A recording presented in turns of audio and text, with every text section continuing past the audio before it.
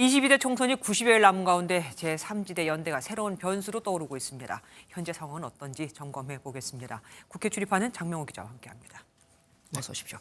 장 기자, 앞서 본 대로 제3지대를 추구하는 4명의 정치인이 우호적인 분위기에서 만나긴 했습니다만 사실 기대만큼 또 빅텐트 과정이 그렇게 쉽지는 않잖아요.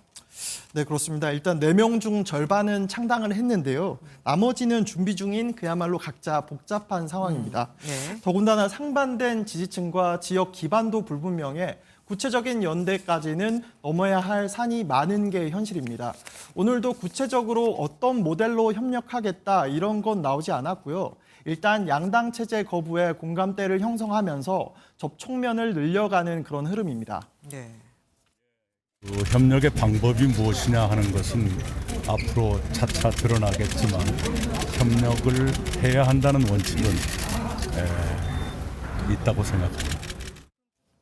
민주당 비명계죠. 원칙과 상식 4인방은 내일 기자회견을 한다고 하는데 그러면은 탈당으로 가닥을 잡은 겁니까? 네, 그렇습니다. 비명계 원칙과 상식 의원 4명은 내일 탈당할 것으로 보입니다.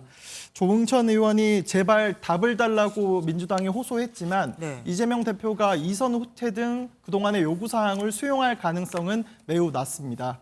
탈당 후에는 제3지대와 연대할 가능성도 열어놨습니다. 신당 합류는 이제 그거는 우리 의원들하고 좀 얘기를 해야죠. 좀 시작을.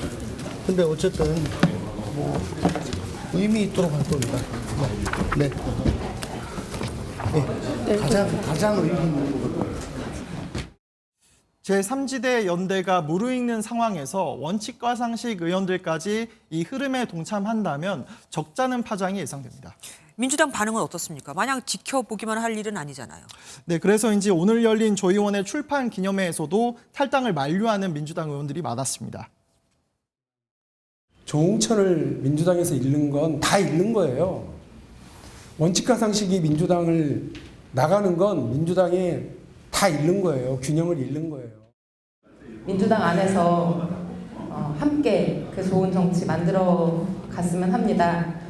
후배들 버리고 딴 생각하시면 반드시 발병이 납니다. 네, 일단은 붙잡아야 한다는 분위기도 있지만 영향력 없을 것이란 기류도 있고요. 특히 이낙연 전 대표에 대해선 날선 비판이 많았습니다. 친명 정성호 의원은 당원과 지지자들을 기득권으로 몰아붙이고 떠난다며 이 전 대표와 함께할 현역 의원은 없을 것이라고 했습니다.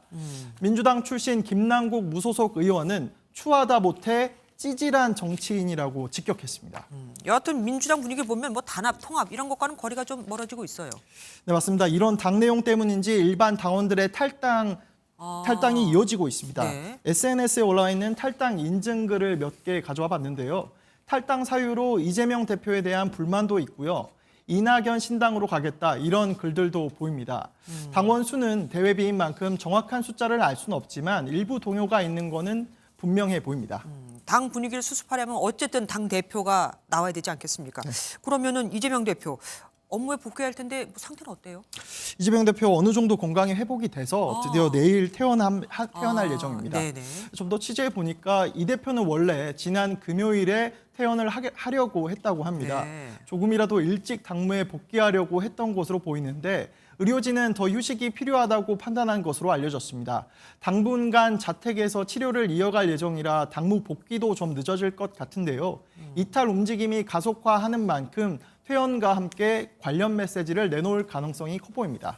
여기까지 듣겠습니다. 장명훈 기자와 함께했습니다. 고맙습니다. 안녕하세요. 김주하입니다. 공정하고 신속한 MBN 뉴스 유튜브를 통해서도 만나보실 수 있습니다. 특히 더 많은 뉴스와 라이브를 보고 싶으시다면 오른쪽을 눌러서 구독하시면 됩니다. 어렵지 않죠?